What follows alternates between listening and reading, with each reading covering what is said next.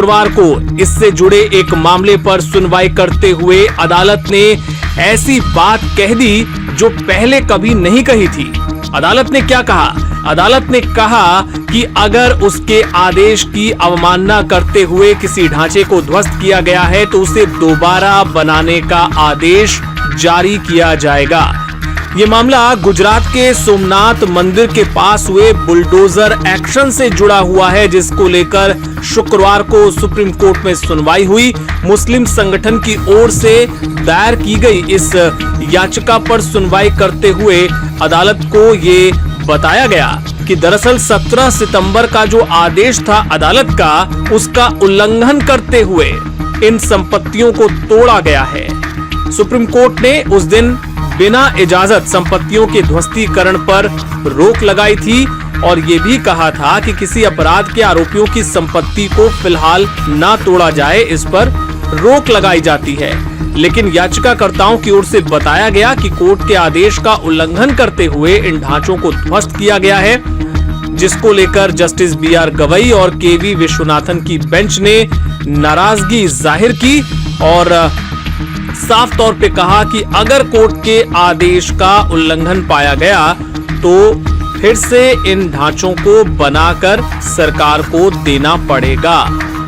इसके अलावा एक और सख्त टिप्पणी सुप्रीम कोर्ट की तरफ से की गई। सुप्रीम कोर्ट ने कहा कि जो दोषी अफसर इस मामले में होंगे उन्हें हम जेल भेज देंगे। याचिकाकर्ताओं की तरफ से ये कहा गया कि सुप्रीम कोर्ट के बुलडोजर एक्शन पर रोक के आदेश के बावजूद बड़े पैमाने पर यहां तोड़फोड़ की गई है, लेकिन गुजरात सरकार की ओर से भारत के सॉलिसिटर जनरल तुषार मेहता पेश हुए। उन्होंने कहा कि ये तोड़फोड़ का जो अभियान था, ये अदालत द्वारा जो आदेश दिया गया था ये उस पर लागू नहीं होता, इसलिए क्योंकि ये सरकारी भूमि का मामला है और बेदखली की जो कार्रवाई है वो 2023 में शुरू की गई थी।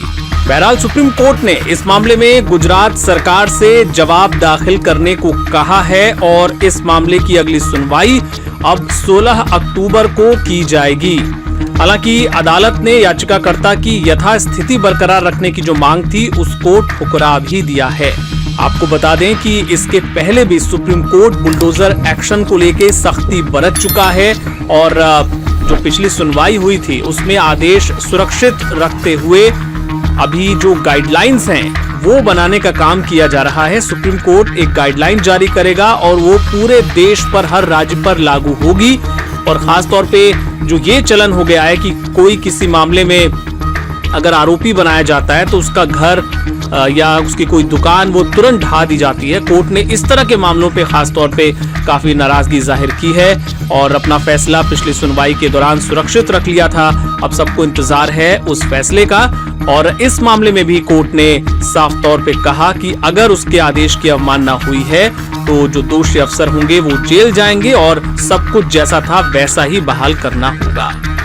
इससे जुड़े तमाम अपडेट्स आपको आगे भी देते रहेंगे। आप देखते रहिए लाइव हिंदुस्तान।